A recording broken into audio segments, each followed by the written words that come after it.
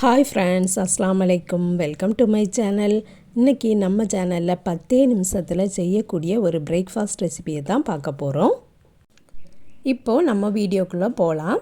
ஒரு பாத்திரம் எடுத்திருக்கேன். அதில் 1 கப்பும் கூட ஒரு 1/4 கப்பும் அரிசி மாவு எடுத்திருக்கேன், அதாவது இடியாப்ப மாவு. அதுக்கு கூட கொஞ்சமாக உப்பும் போட்டுட்டு மிக்ஸ் பண்ணி கொடுத்துக்கலாம். அதுக்கப்புறம் இனி ஒரு பாத்திரத்தில் 1 கப்பு தண்ணீரை அடுப்பில் வச்சிடலாம். ஒரு கைப்பிடி தேங்காய் துருவலையும் அதிலையே போட்டுடலாம். போட்டுட்டு இது கொதிக்க வேண்டாம், சைட்லாம் சூடு அப்படியே வரணும். வரும்போதே நம்ம அடுப்பை ஆஃப் பண்ணிடலாம். தேங்காய் துருவல் போட்ட அந்த சூடு தண்ணீரை மாவில் போட்டு மிக்ஸ் பண்ணலாம். மிக்ஸ் பண்ணியாச்சு. இனி நார்மலான பச்சை தண்ணீரை ஊற்றி நம்ம மிக்ஸ் பண்ணணும். இனி ஹாட் வாட்டர் ஊற்ற வேண்டாம். இந்த பேட்டர் பார்த்திங்கன்னா லூஸாக தான் இருக்கணும், ஆப்பமாவு மாதிரியும் இருக்கக்கூடாது. அதில் இருந்தும் கொஞ்சம் லிக்விடாக தான் இருக்கணும். 1/4 கப்பு மாவு எடுத்திருக்கேன். அதுக்கு எனக்கு 13 தோசை வந்துச்சு. இந்த தோசைக்கு ஒவ்வொரு இடத்துல ஒவ்வொரு நேம் வச்சுருப்பாங்க. நீர் தோசைன்னும் சில இடங்களில் சொல்லுவாங்க, சில இடங்களில் கலக்கு தோசை அப்படின்னும் சொல்லுவாங்க. ஏன்னா இதை நம்ம கலக்கி தான் சுடுறோம், அதனால் கலக்கு தோசை அப்படின்ட்டு பெயர் வந்திருக்கு.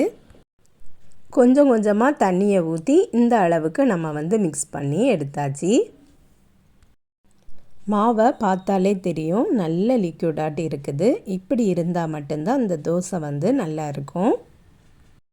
இந்த தோசைக்கு சைடிஷ் சிக்கன் கிரேவி சாப்பிடலாம், மட்டன் கிரேவி சாப்பிடலாம், எக்கு கிரேவி சாப்பிடலாம். எக்கை சும்மா நம்ம வரட்டி வச்சுருப்போம், அந்த மாதிரி கூட சாப்பிடலாம். இல்லைன்னா வெறும் துவையல் வச்சு கூட சாப்பிடலாம், ரொம்ப டேஸ்ட்டாக இருக்கும். நான் இன்றைக்கி இரும்பு சட்டியில் தான் சுட்டுட்ருக்கேன். ஃபஸ்ட்டு எண்ணெயை ஒரு துணியில் வச்சு அப்ளை பண்ணிவிட்டு அதுக்கப்புறம் ஒரு கரண்டி மாவு எடுத்து அப்படியே ஊற்றி விடணும்.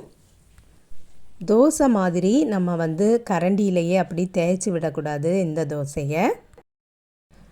இதுக்கு கண்டிப்பாட்டு ஒரு மூடி போட்டு மூடி வச்சிடணும். ஏன்னா இந்த தோசையை நம்ம திருப்பி போட போகிறதில்ல, சீக்கிரமாகவே குக் ஆயிரும். நம்ம எடுத்துட வேண்டிதான். சட்டியிலையும் ஒட்டாமல் சூப்பராக வரும். படப்படான்னு சுட்டு எடுத்துடலாம் இந்த தோசை. நம்மள்ட்ட சிக்கன் கிரேவி இருக்குது, மட்டன் கிரேவி இருக்குது, இல்லைன்னா மீன் குழம்பு இருக்குன்னா கூட இந்த தோசையை டக்குன்னு நம்ம சுட்டுடலாம்.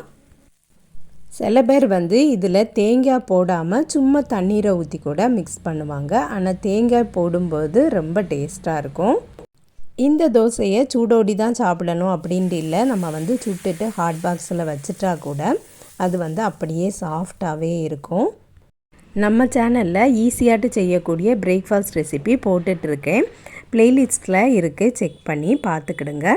இந்த வீடியோ பிடிச்சிருந்துன்னா லைக் பண்ணுங்கள், ஷேர் பண்ணுங்கள். நம்ம சேனலில் இது வரைக்கும் சப்ஸ்கிரைப் பண்ணலைன்னா சப்ஸ்கிரைப் பண்ணிடுங்க. நெக்ஸ்ட் வீடியோவில் வேறு ஒரு ரெசிப்பியில் சந்திக்கிறேன். அஸ்ஸலாமு அலைக்கும்.